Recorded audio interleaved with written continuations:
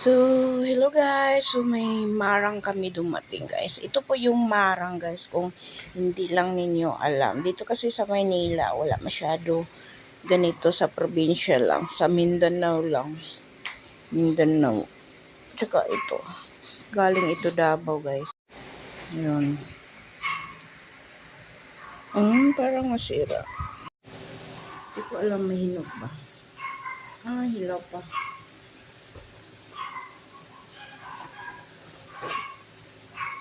Hilaw pa. Hilaw pa pala. So, may malambot. Ayun. Malambot na. So, try natin. Try natin guys. Subuksan natin.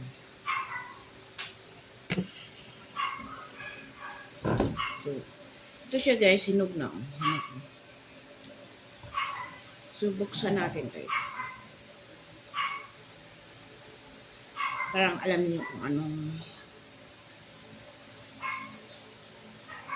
yun.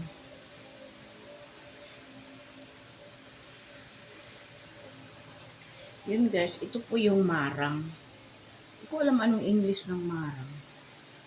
Try natin. Hindi pa.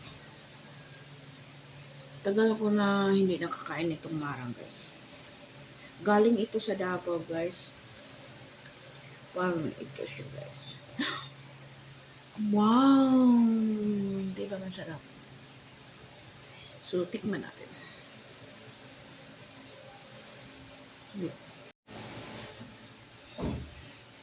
Ito po siya guys. Maliit lang yung mga laman niya. Maliit lang. Para siyang langka. Para siyang langka.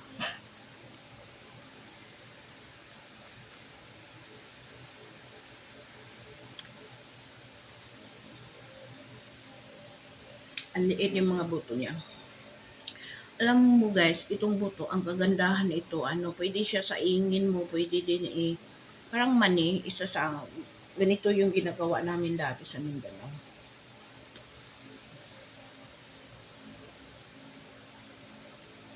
Pero wala kasi nito sa Maynila.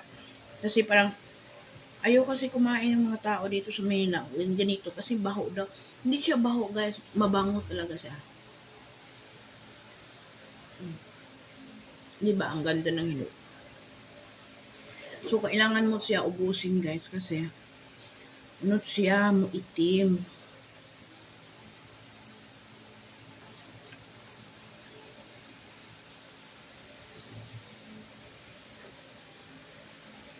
Saka hinahinay kag kain kasi baka malunok mo yung buto. Madulas kasi yung buto.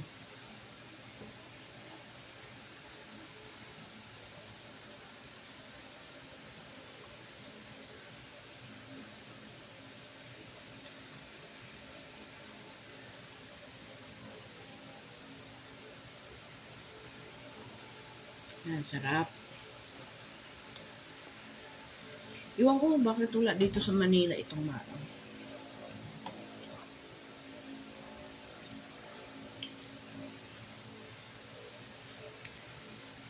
Nakakaon lang ko ng marang kapag may magpadala dito. Kapag marang na din. Kasi, madam ko may farm sa Cotabato. Davao. Cotabato naman ito. Davao.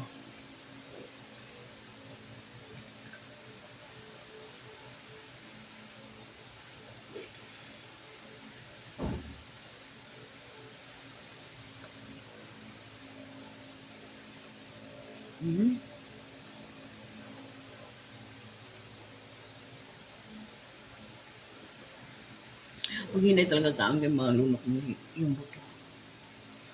Sarap.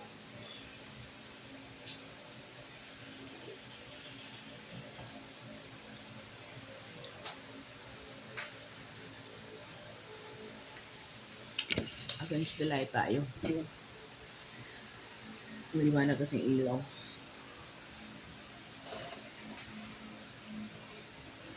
Wow, sarap guys. Sino ba nakakain ng marang?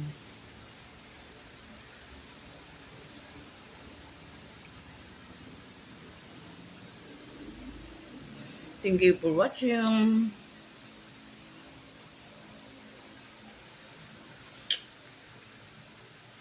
God bless. Ang sarap! Diba? Ang sarap talaga. Thank you. Bye-bye.